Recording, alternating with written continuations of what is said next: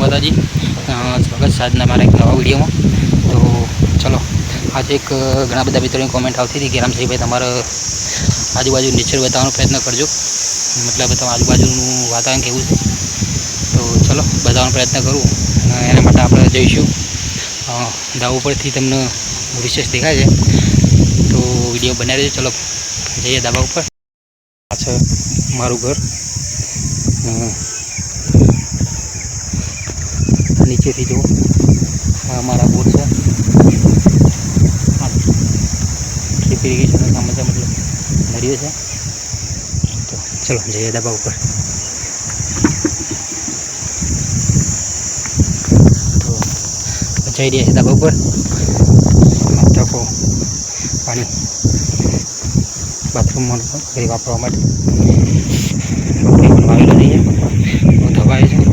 Exactly આપણે આવી ગયા છીએ ધાબા ઉપર। જો સામાન પડે છે બધો, ને એક જાંબુ છે, જો કે જાંબા પર જાંબા પણ આવી ગયા છે।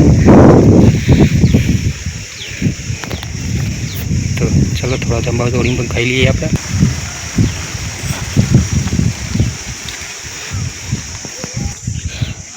જાંબા પાકા થઈ ગયા છે, તો ઘણા બધા જાંબા છે, એ ધાબાથી ફસાતું નહોતું।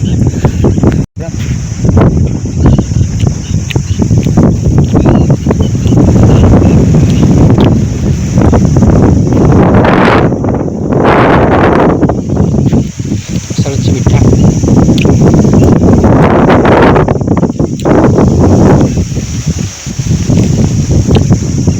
આપણા ઘર પાસેની ગ્રીનરી બિલકુલ છે। ખેતરમાં શું આવેલું છે કોમેન્ટ કરજો, ખ્યાલ આવે તો। છેલ્લે એવું કહ્યું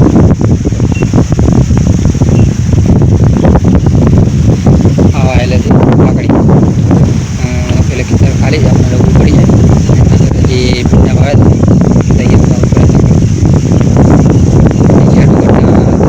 નાખવા માટે ખેતર કરી દીધું છે આપણે। જો એ બિલકુલ ગ્રીનરી છે, ઘણા બધા વૃક્ષો છે, ખૂબ જ સરસ ઠંડુ ઠંડુ બનાવેલી છે। મારા ઘરની આગળ જ ખૂબ જ લીમડી છે, ખૂબ જ ઠંડુ પવન આપી છે, કૂદીએ છે ને નીચે બેસવાનું મન થઈ જાય।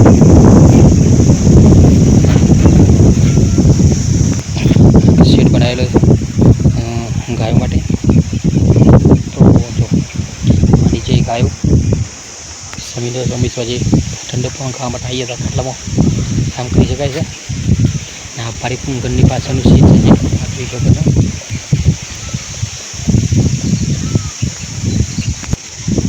નીચે પડી છે ટ્રેક્ટર, આ છે આપણે ઘરે આવવા માટેનો રસ્તો।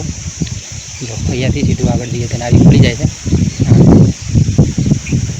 આ નારી છે, આપણા ઘરે આવી શકાય છે। જો પાછળ લાગેલી ડીપી કનેક્શન છે ત્યાં। ખૂબ જ સુંદર મજાનું વાતાવરણ થઈ જાય, બિલકુલ નેચર બરાબર છે।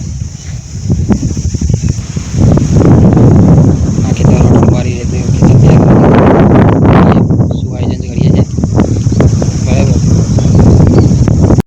તો મિત્રો અમારા ઘરની આજુબાજુનો નજારો તમને કેવો લાગ્યો બરાબર, અને આપણે ખેતી કરવાની પદ્ધતિ તમે જોઈ મરચી તમને કેવી લાગી। તો અમારો વિડીયો ગમે તો લાઈક કોમેન્ટ શેર કરજો બરાબર, અને નવા મિત્ર હોય તો ચેનલ સબસ્ક્રાઈબ કરી લેજો।